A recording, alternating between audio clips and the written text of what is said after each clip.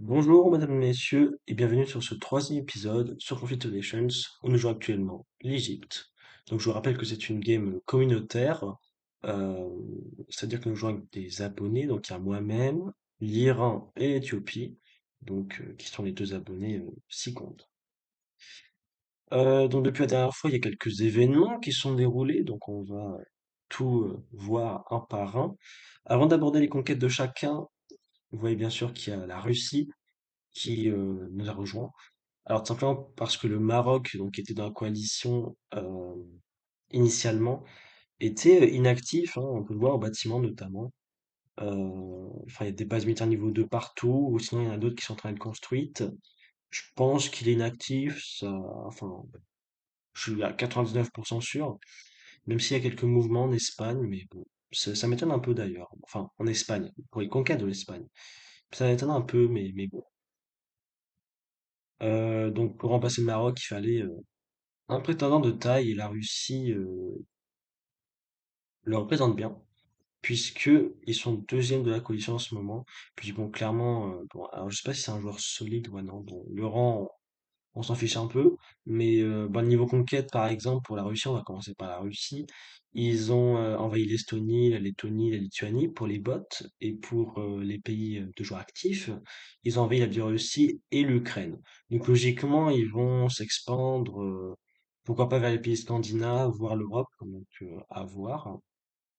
À l'est, alors déjà au centre, il y a rien de la part de la Russie, et à l'est, ils sont en train d'attaquer le Japon apparemment. Et vous voyez qu'ils envoient pas mal de troupes pour aller alors, en tant que renfort, j'imagine. Le Japon qui est en guerre contre beaucoup de pays, on va pas se mentir, ça fait vraiment beaucoup.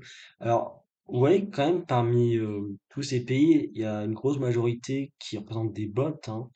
Guam, c'est un bot, Diego Garcia aussi, Cayman Islands, Falklands, les Bermudes, Parcel Islands, insurgés, bon, c'est un peu normal qu'ils soient en guerre contre lui, Singapour, Taïwan, insurgés c'est quand même un bot, donc on va le compter, 9, et au final, sur les 12 pays avec lesquels il est en guerre, 9 c'est des bots, donc ça veut dire que trois quarts des pays contre lesquels il est en guerre, c'est des bots, donc vous voyez quand même, ça en dit long, voilà.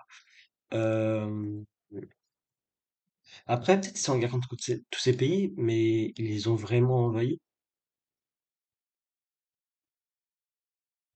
Non. Taïwan, non. Diego Garcia, non, ouais, non. Bon, en fait, quand Diego Garcia déjà, mais aussi Cayman Islands, vous voyez que c'est quand même loin du Japon, hein, mais il n'y a pas que ces deux-là, bien entendu. On a plus l'habitude de voir des joueurs, il y en a au moins un dans chaque partie, enfin, ce que j'ai remarqué. Enfin, il y en a un assez souvent en mode qui est un pays qui est en guerre contre énormément d'autres pays. Mais quand je parle de pays, qui est en guerre contre énormément d'autres pays, il est en guerre contre plein de pays, mais des pays qui sont des joueurs en fait, et pas des bots. Là, c'est le contraire, c'est bah, un joueur qui est en guerre contre une majorité de bots et pas de joueurs actifs. Donc, c'est un peu étonnant à voir, mais bon, bah écoutez, c'est la première fois que je vois ça. Donc la Russie qui est allée aussi à Tsushima Island et le Japon ouais, qui attaque, hein, bien évidemment. Ils ont quoi comme naval, le Japon? Le naval, ils ont une base navale niveau 3, donc sûrement les destroyers. Et base navale niveau 2, d'accord. Alors Niigata et Fukuoka, d'accord. Oui, les deux villes sont assez éloignées, donc en fait, par exemple, si vous mettez vos deux bases navales, donc Japon, à Hiroshima et à Kochi, ça facilite l'adversaire pour vous neutraliser niveau naval. Voilà. Alors que si c'est éloigné, bon, vous avez, enfin, vous ajoutez la difficulté à adversaire pour vous neutraliser niveau naval. Voilà. Enfin, après, c'est sûr que si vos deux bases navales sont très proches, l'avantage, c'est que si jamais vous avez besoin d'aider une base navale grâce à l'autre, moi, il y a des navires qui étaient dans votre base navale pour la protéger, et votre autre base navale est attaquée, donc vous devez envoyer des navires qui sont à l'autre base navale pour aider celle qui est attaquée, et bien là, vous pouvez effectivement vous rendre en très peu de temps afin d'aider l'autre base navale qui est attaquée. Mais bon, je pense que c'est quand même mieux que les deux bases navales soient bien éloignées. Bref. Après, si vous en avez deux, hein, bien sûr, vous pouvez en avoir plus. Euh, Par exemple, en ce moment, je joue la Turquie. J'ai une base navale à Samsun et à Antalya pour ce qui est des patries-villes. Et j'ai quand même envoyé un assez grand territoire assez rapidement, donc ça a donné vraiment la possibilité de construire des bases navales un peu partout. Et du coup, j'ai annexé quelques villes. Et alors, Alexandrie, j'ai une base navale. Euh, Hambourg, j'ai une base navale. Pour le Cameroun, que bah, donc dans la game où je joue la Turquie, je prévois d'envahir, je pourrais peut-être annexer aussi une ville où je pourrais aussi construire une base navale. C'est vraiment pour avoir, enfin pour faire en sorte que mes adversaires ne puissent jamais me neutraliser en termes de navale. Parce que s'ils neutralisent une base navale, bah, pour l'instant-là, les autres sont à plein régime et quand ça construit des navires et donc au final je suis quasiment inarrêtable de ce point de vue-là. Donc ça c'était pour la Russie. Pour ce qui est de l'Éthiopie, ils ont commencé à envahir le Kenya. Et ils s'en sortent plutôt bien. On peut aller voir le bilan, par exemple, le bilan des pertes de troupes. Éthiopia, 2700 pertes pour l'Éthiopie, 7400 pour le Kenya. Bon, bah, c'est legit, hein, bien évidemment. Euh, Enfin, moi aussi, je tourne autour souvent contre des bots, enfin, contre des bots, contre des joueurs, enfin, contre des pays jouables par des joueurs, mais qui sont des bots au final, puisque les joueurs sont inactifs. Généralement, j'ai entre 2000 et 3000 pertes, quoi, voilà. Mais en vrai, je j'ai jamais observé de quoi ça venait précisément, ces pertes. En mode, est-ce que c'était des troupes qui ont fait une mauvaise rencontre et du coup, je l'ai pas vu parce que je dormais, par exemple, ou quelque chose dans le genre. J'avoue que je ne sais pas. Faudrait peut-être que je fasse des observations, un de ces quatre. Euh, donc, au final, avec le Kenya, ils ont envahi deux patries sur les cinq du Kenya et une troisième est sur le point de leur revenir à l'Éthiopie. Après, ils pourraient peut-être partir pour le DR Congo, la Zambie ou le Mozambique, hein, mais dans tous les cas, je pense au sud de l'Afrique, hein, clairement, ce serait tout distingué pour l'Éthiopie. Pour l'Iran, alors l'Iran avait fait une attaque massive sur la Turquie, on l'avait vu récemment. Là, ils sont en train de finir la Turquie, du coup. Alors, il y a quand même une province qui vont pas pouvoir accéder tout de suite ici. Donc, pour la Turquie, donc il y a deux choix. Ou bien il s'en fiche totalement et dans ce cas, niveau moral, sera peut-être pas bon. Ou alors, il ne s'en fiche pas et dans ce cas, il doit envers la Grèce pour ensuite récupérer cette province. Ou alors, il va carrément aller former une unité telle que l'infanterie de marine, donc qui, je vous rappelle, est capable de débarquer sur des provinces sans même la présence de ports. Alors quand je parle de ports, je parle de villes côtières, hein, qui ont donc qui ont un port naturel, tout comme ce genre de province qui est équipé d'un bah, c'est plus petit qu'un port, mais ça suffit à débarquer, vous voyez. Donc c'est symbolisé par cette encre. Vous voyez qu'il n'y en a pas dans cette province de la Turquie, donc ce qui signifie que l'Iran ne peut pas aller chercher cette province tant qu'elle n'aura pas attaqué la Grèce, à moins qu'elle forme une unité spéciale, telle que notamment l'infanterie de marine. Bon, je leur conseille pas, bien sûr. Ce serait mieux, pourquoi pas, d'envers la Grèce et puis après d'envers cette province. C'est l'inconvénient, hein, c'est sûr, hein, de s'attaquer à la Turquie. Enfin, du moins, ça fait partie des inconvénients. Après, alors, je crois pas qu'ils avaient envahi Israël, donc vous voyez qu'ils ont envahi Israël. Et puis, ils sont même attaqués à l'Arabie Saoudite. Vous voyez que bon, bah, ils ont quasiment fini, hein. Il manque quelques provinces, mais le principal a été fait, hein, donc récupérer les patries-villes. Et dans mes souvenirs, l'Arabie Saoudite, c'est partie ouais, de la coalition avec le Japon, l'Inde et l'Allemagne, sachant que l'Inde est juste à côté, ce sera sûrement son adversaire tout distingué. Sachant qu'en plus, j'ai demandé à l'Iran ce serait quoi leur prochain projet d'invasion. Et vous voyez que c'est sous vos yeux, hein, il m'a dit l'Inde puis l'Australie. Donc il va s'étendre vers l'Asie. L'Inde, c'est sûr que ça lui donnera un super point de vue sur l'Asie. Et puis l'Australie, bah, l'Australie est faible, en fait, ils ont perdu leur capitale et honnêtement, pas leur capitale, je parle de QG bien sûr. Et ils n'ont pas déplacé leur QG, donc c'est-à-dire niveau moral, c'est pas terrible pour l'Australie normalement. On peut aller vérifier. Ouais, moins 60%, vous voyez, donc le QG qui est vraiment très important. Euh, alors, ils ont quand même fini la Nouvelle-Zélande, j'ai l'impression, d'Australie, quasiment. Mais je sais pas s'ils vont récupérer Sydney, l'Australien, mais dans tous les cas, là, ils sont en train d'accumuler un retard important qui, a, qui va être peut-être décisif si jamais l'Iran se ramène et envahit l'Australie. Voilà. Donc l'Iran, je pense pas qu'ils vont partir pour l'Europe, mais plutôt pour l'Asie, comme ils l'ont dit. Ce qui avantagerait sûrement la Russie, qui logiquement devrait envahir une partie de l'Europe. Bon, pourquoi pas s'étendre vers la Pologne et compagnie, voire les pays scandinaves, comme j'ai pu le dire. Et pour moi, vous voyez que j'ai envahi le Niger, parce qu'il y a l'Espagne en gros qui venait à l'ouest. Alors ils avaient d'abord envahi la Mauritanie qui est un bot, puis ils ont envahi un autre bot qui est le Ghana, alors, du moins une partie, puisque l'autre partie c'est le Nigeria qui l'a prise. Et j'ai vu ça, je me suis dit, niveau terrestre, faudrait qu'on leur coupe la route. Comme ça, on évite qu'ils viennent par exemple débarquer vers les conquêtes du Tchad et ça nous gênerait un peu dans nos conquêtes personnelles. Voilà, donc ça sera un problème en moins en fait. Donc j'ai envoyé le Niger pour ça, et puis après je me suis dit pourquoi pas envoyer d'abord le Tchad, après le Nigeria, bon le Tchad parce que pour consolidifier notre empire, et voilà.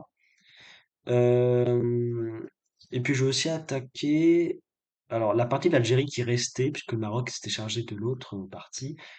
Je rencontre quelques troupes, donc on va essayer de tout éliminer, et ça prendra quelques temps, mais on y arrivera.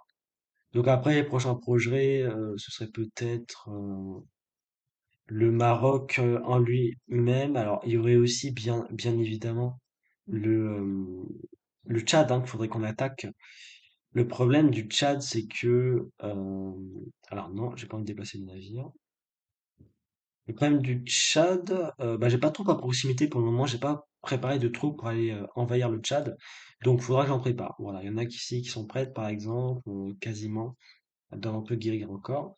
Donc, ouais, pourquoi pas partir pour le Tchad et compagnie. Mais en tout cas, clairement, je pense qu'on est la coalition dominante hein, de la game, puisque notamment niveau point de victoire. euh, oui, point de victoire, c'est ça. Ce point de vie, c'est ce que je disais avant, mais c'est j'ai tort en disant cela. C'est bien des points de victoire. En termes de points de victoire, euh,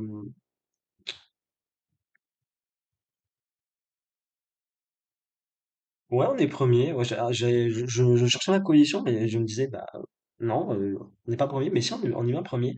Et là, récemment, d'ailleurs, vous voyez que il y a deux coalitions qui se disputent la deuxième place.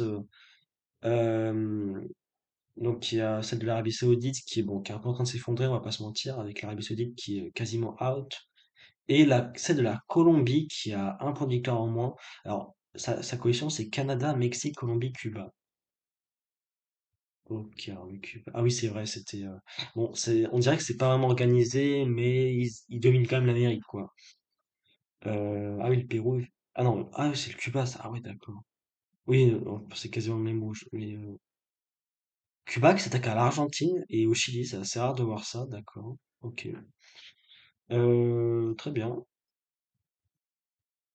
très bien, très bien. Donc, et puis eux, ils sont entre 600 et 700 points de vie. Nous, on est à plus de 1200, donc clairement, pour le moment, on domine, quoi. Voilà. Je me place toujours en quatrième dans la partie, l'Iran largement en tête, avec leur conquête assez impressionnante. D'ailleurs, l'Iran, niveau aérien, ils sont aussi pas mal, d'après ce que j'ai vu. Ils ont 4 chasseurs bombardiers, non, 5 chasseurs bombardiers. Il y a une escadre de 4 ici, plus un ici. Je crois pas qu'il y en a d'autres. 5 chasseurs de supériorité aérienne et 5 hélicos de combat.